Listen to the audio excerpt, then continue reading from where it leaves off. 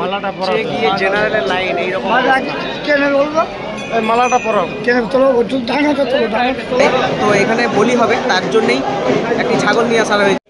এইটা হলো গিয়ে সাধক বামদেবের ঘাট, অর্থাৎ যিনি সাধক বামদেব এখানে তারা মায়ের আরাধনা করেছিলেন, এটা উনার ঘাট।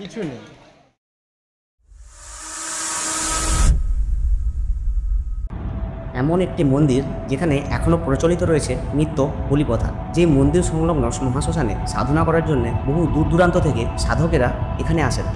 সেই সঙ্গে এই মন্দিরটি কিন্তু সতীপীঠের 51 সতীপীঠের একটিও। আর বিভিন্ন কারণে এই মন্দিরটিকে কামাখ্যা মন্দিরের পরের স্থানও মনে করেন অনেকেই। হ্যাঁ, আমি কথা বলছি পশ্চিমবঙ্গের বহরমপুর জেলার রামপুরহাট শহরের কাছে একটি ছোট্ট মন্দির নগরী, যেই মন্দির নগরীটির নামকরণ মা তারার নামের সঙ্গে যুক্ত, অর্থাৎ তারাপীঠ।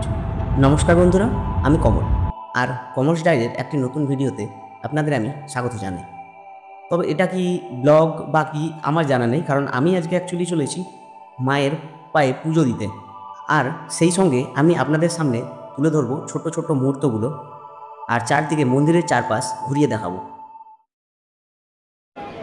নমস্কার, আমি এখন দাঁড়িয়ে রয়েছি লাইনে, অর্থাৎ পুজোর লাইনে। ঠিক আছে, এখন ঘড়িতে সময় 6:40, আর এখানে তারাপীঠে মায়ের মন্দির চালু হয় 5:30, কিন্তু দেখলাম যে পরিমাণ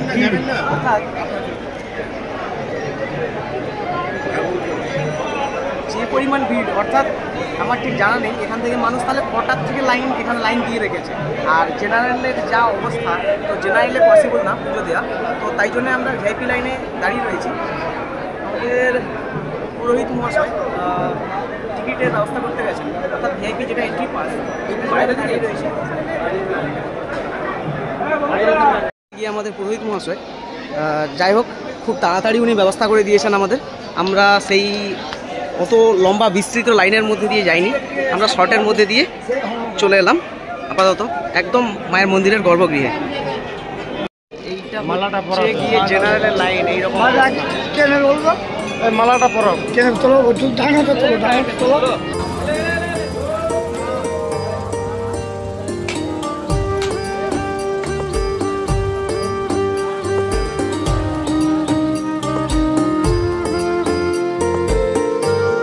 আপাতত পুজো দিয়ে আমাদের কমপ্লিট। আর এই যে আমরা সবাই এসেছিলাম, এই যে আমি সবার সঙ্গে, এবার পুজো দেওয়া প্রায় কমপ্লিট।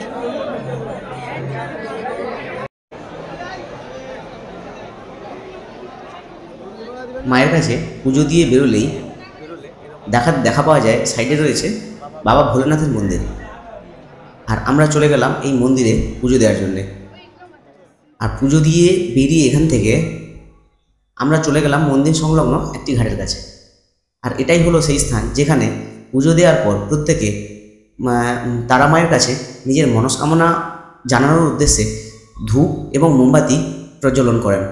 আর এখান থেকেই দেখতে পাওয়া যায় যা জেনারেল লাইনের যে এন্ট্রি গেট, সেই গেটটি। আরেকটা কথা বলি, যারা অমনি নর্মালি লাইন দিয়ে এসে মায়ের দর্শন করতে চান তাদেরকে দেখুন, ওই দূর থেকে লাইন দিয়ে এইভাবে ঘুরে ঘুরে এইভাবে কিন্তু আসতে হবে। এখানে এটা হলো গিয়ে জেনারেল লাইন, যেটা এই দেখুন ঘুরে ঘুরে ঘুরে ঘুরে এইখানে এসেছে। এই যে সবাই দাঁড়িয়ে ভেতরে যাচ্ছে। আর একটা হলো ভিআইপি এন্ট্রি, যেটা 500 টাকা দিয়ে মন্দির কর্তৃপক্ষকে আপনারা এন্ট্রি পাস বানাতে পারেন, এবং যেটা ইনস্ট্যান্ট আপনারা ভেতরে প্রবেশ করতে পারেন এবং মায়ের গর্ভগৃহে প্রবেশ করতে পারেন, পুষ্পাঞ্জলি দিতে পারেন এবং আপনারা দর্শন করতে পারেন। এটা হলো গিয়ে লাট মন্দির, আর এইখানে যজ্ঞ হবে তার প্রস্তুতি পর্ব চলছে। আর ওই যে সামনে দেখা যাচ্ছে এইটা হলো বলি স্থান, এইখানে বলি দেওয়া হয়।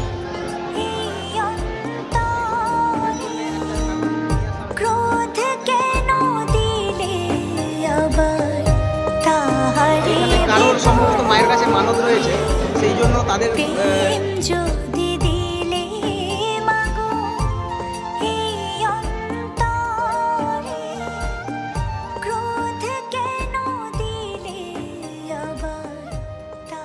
মন্দিরের পশ্চিম দিকের গেট থেকে বেরোলে যে রাস্তাটি চলে যায়, সেই রাস্তাটি এখানে যে পবিত্র মহাশ্মশান, অর্থাৎ যেখানে সাধকরা সাধনা করার জন্য আসেন, এই রাস্তাটি চলে যায় সেই দিকে।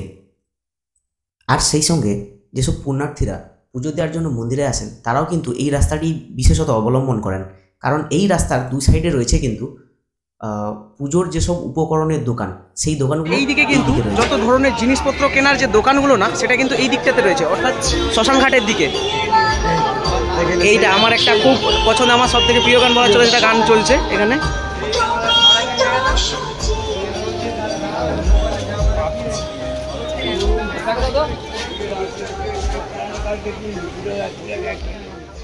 মন্দির প্রাঙ্গণের চারিদিকে আপনারা পেয়ে যাবেন নানান ধরনের দোকান, যে দোকানগুলোর বেশিরভাগগুলোতেই রয়েছে মায়ের ফটো বা আলেখ্য, যেগুলো নানান ধরনের।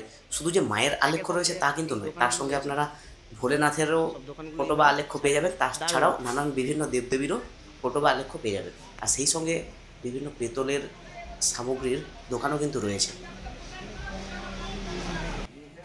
আর এই রাস্তায় চলে গেছে পুরো একদম নদীর ধার পর্যন্ত। হ্যাঁ, এই নদীটির নাম হলো দ্বারকা নদী। আর এই নদীর ধারেই কিন্তু গড়ে উঠেছে মহাশ্মশানটি। আর এই নদী পাড়ে রয়েছে এইখানের বিখ্যাত যিনি একজন সাধক, অর্থাৎ বামদেব বা বামাখ্যাপা। আর ওনার উদ্দেশ্যেই এখানে একটি তৈরি করা হয়েছে ঘাট, যেই ঘাটটির নাম হলো বামদেব ঘাট। এই হলো তারাপীঠ মহাশ্মশান এইটা। তো আমরা যাব ভেতরে, তার আগে আমরা একটু এইখানে যে নদীর ঘাটটা রয়েছে এখান থেকে আমরা ঘুরে আসি। এইটা হলো গিয়ে সাধক বামদেবের ঘাট, অর্থাৎ যিনি সাধক বামদেব এখানে তারা মায়ের আরাধনা করেছিলেন, এটা উনার ঘাট। হলো সেই শ্মশান যেখানে নাকি রাতের বেলা মা তারা এখানে ঘুরে বেড়ান। তো এখন কিন্তু সেই চিতা বা চুল্লি এসব কিছু নেই, এখন ইলেকট্রিক চুল্লি এইরকম মেশিন হয়ে গেছে। তো ভেতরে ফটো ভিডিও অ্যালাউ কিনা আমি জানি না, বাইরের থেকে আপনাদের দেখানোর চেষ্টা করছি।